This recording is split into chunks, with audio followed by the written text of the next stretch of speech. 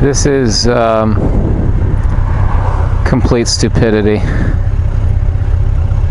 Why we don't have roundabouts in this country, or at least why they're not widespread, is completely beyond me. I really don't get it. This is a four-way intersection in a relatively rural area, and every goddamn day, regardless of the time of day, unless it's like 2 o'clock in the morning, there is always a line of traffic a mile long because nobody knows how to use a stop sign. It's really silly in all directions. In all directions. You know, it's not like this happens to be the high traffic, high volume. It's, I mean, in the morning I've seen literally a 7-mile backup at this stop sign, and people get there, they're half asleep. You know, people are asleep when they drive anyway, but you get to the stop sign, you go, I go, it's that simple.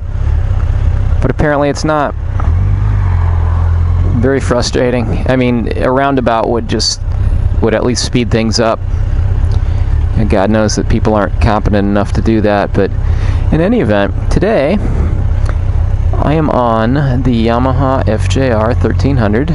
And the reason I'm speaking in subdued tones is because I have my stupid communications on, or actually listening to music, listening to the Oblivion soundtrack. If you guys haven't seen Oblivion, I was blown away. What an ass-kicking movie that was. But I digress. So my communications, if I yell or speak loudly, it will actually pick up and thinks that I'm trying to give it a voice command. Keeps asking me questions, so it's very annoying. But I haven't been on the FJR in a bit. I don't know why. I've just been using the BMW R1150 GS a lot more.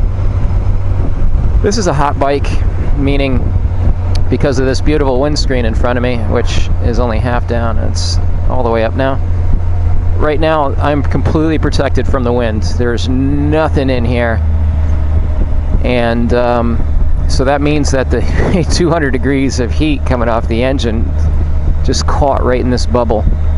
So it's a great bike for the fall, spring, winter, but summertime, man, let me tell you, I'm in short sleeve shirt right now and jeans, but it is hot. That's probably one reason. I mean, it's good if you're on the highway, that's another story, but I also have this little doodad going here. It's a little gripper for my phone, and the phone is wired to the communications, and it's a convenient place to have it right there in front of you as opposed to keeping it in your pocket or anywhere else. You can also do emails and texts while you're mobile, but really, really great. This is like just the coolest thing. I like it a lot. Hey, another stop sign. Yeah, this is another stop sign in the morning where you'll see the traffic going miles in that direction.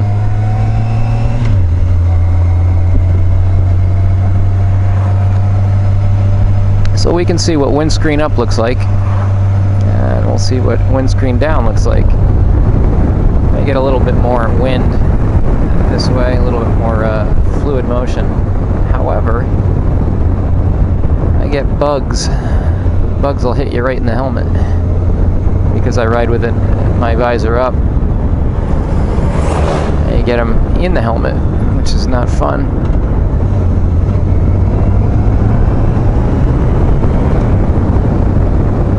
But at least it keeps the air flowing.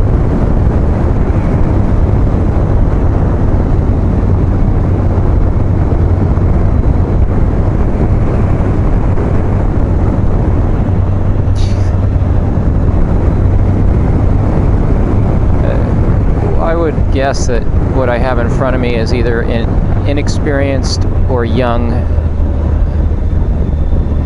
or unfamiliar with the area driver, because this guy is braking and accelerating at all the wrong places.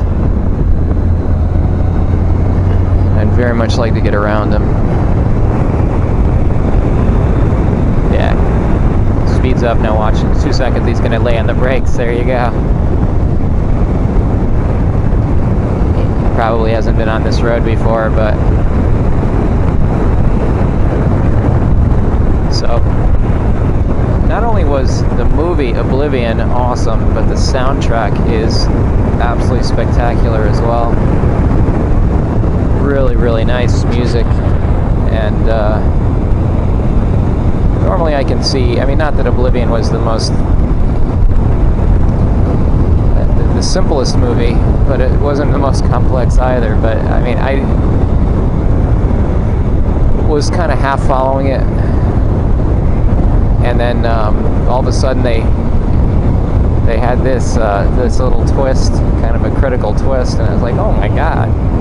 It's kind of cool, but got a cool idea. Watched it a few times since.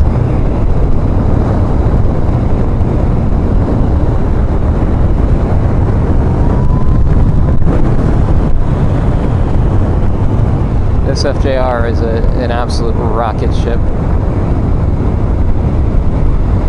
I don't know if there's any credibility to what I've heard, but I have heard that this is kind of the base for this engine was the Yamaha R1, and they basically tweaked it out,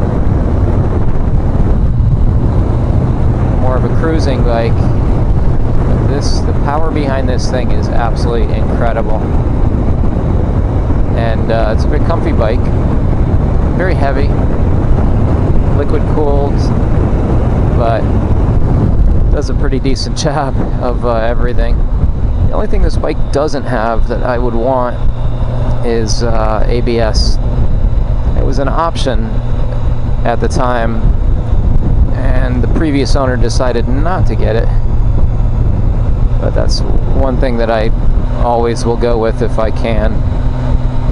If I have the opportunity, I always go with ABS. And BMW, I believe it's standard. I think on some of their bikes you can choose not to have it, but it makes sense. I mean, it's a ridiculously awesome feature for any motorcycle. You know, there's so much that can go wrong on a bike to begin with. ABS or your braking shouldn't be one of them.